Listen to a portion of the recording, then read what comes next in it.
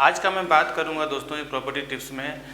ये investment tips तो हम नहीं कह सकते हैं, लेकिन ये है कि बेसिक एक बहुत बढ़िया नॉलेज जो मैंने एक्सपीरियंस किया है वो मैं बताने जा रहा हूँ कि हैवी डिपॉजिट के ऊपर कुछ लोग जो प्रॉपर्टी रेंट पे लेते हैं तो उसमें क्या एक 4 से 5 महीने का रेंट सिक्योरिटी डिपॉजिट देते हैं और रेंटल जो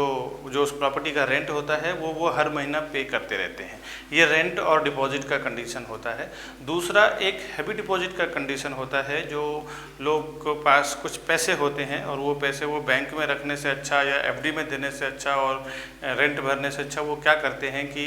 जैसे सपोज़ कोई अगर 1 करोड़ का फ्लैट है तो उस 1 करोड़ के फ्लैट को अगर कोई हैवी डिपॉजिट में चाहता है तो हैवी डिपॉजिट का कंडीशन ये रहता है कि आप एक 15 to 20% अमाउंट आप उनको देते हैं हैवी डिपॉजिट के तौर पे, और उसका बेनिफिट ये मिलता है कि 15 to 20% in the sense 1 crore का फ्लैट है तो 15 से 20 लाख रुपया आप उसको हैवी डिपॉजिट देते हैं। और उसका बेनिफिट ये होता है कि अगर आपके पास 1 करोड़ रुपया इन्वेस्टमेंट नहीं करना है या फिर आपको 15 से 20 लाख रुपया दे के लोन लेके फ्लैट नहीं लेना है, तो बहुत सारे लोग 15 से 20 लाख रुपया दे के और उस फ्लैट को ले लेते हैं हैवी डिपॉजिट पे। हैवी डिपॉजिट पे लेने का बेनिफिट ये है कि आपको रेंट पे नहीं करना पड़ता, रेंट आपका बच जाता है क्योंकि वो 15-20 लाख रुपए जो आप हैवी डिपॉजिट दे के रखते हैं उसके बिहाफ में आप उस फ्लैट में रहते हैं।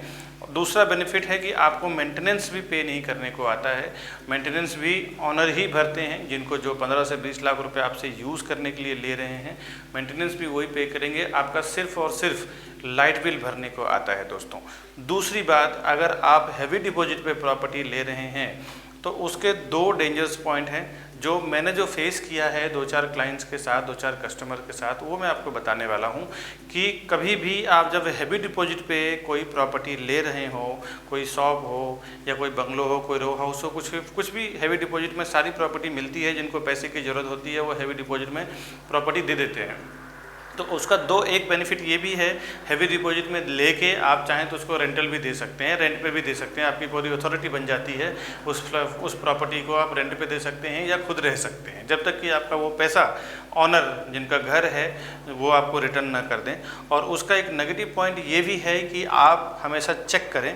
कि वो प्रॉपर्टी के ऊपर होम लोन ना हो, और होम लोन है भी तो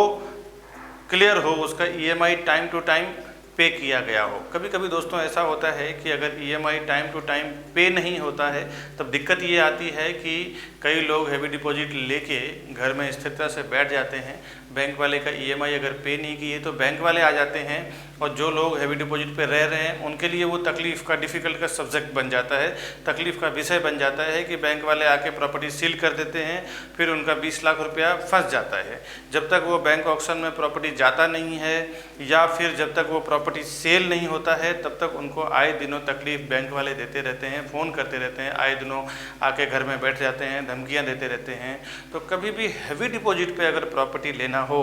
तो आप ज़रूर ये चेक करें कि होम लोन का EMI टाइम टू टाइम जा रहा है या फिर होम लोन उस पर है या फिर होम लोन का नहीं जा रहा है, बैंक वाले क्या कंडीशन में है, ये ज़रूर चेक करें। ये सबसे बड़ा पॉजिटिव पॉइंट है हैवी डिपॉजिट पे प्रॉपर्टी लेने से पहले, ये ज़रूर आप चेक करें दोस्तों। ऐसा मेरा एक्सपीरियंस रहा है कि काफ़ी लोग फंस जाते हैं, बहुत तकलीफ हो जाती है हैवी डिपॉजिट पे प्रॉपर्टी लेने में। आप डरें नहीं, हैवी डिपॉजिट पे प्रॉपर्टी लें, उसमें आपको बेनिफिट ये होगा कि मेंटेनेंस और रेंट आपका बचेगा तो उसमें, लेकिन एक नुकसान ये है कि आप ये चीज़ चेक करके ज़रूर लें कि उस पर होम लोन का कोई EMI बैलेंस नहीं हो, टाइम टू टाइम ऑनर जो हैं EMI पे कर रहे हो, ये ज़रूर ध्यान दें दोस्तों। ये इन्वेस्टमेंट टिप्स के तौर पे हमने आपको एक आइडिया दिया है। फ्रेंड्स, आज के लिए इतना ही, फिर से आऊँगा एक नए वीडियो के साथ, नए प्रोजेक्ट के साथ। तब तक के लिए दोस्तों हमें दीजिए इजाज़त फ्रेंड्स, नमस्कार।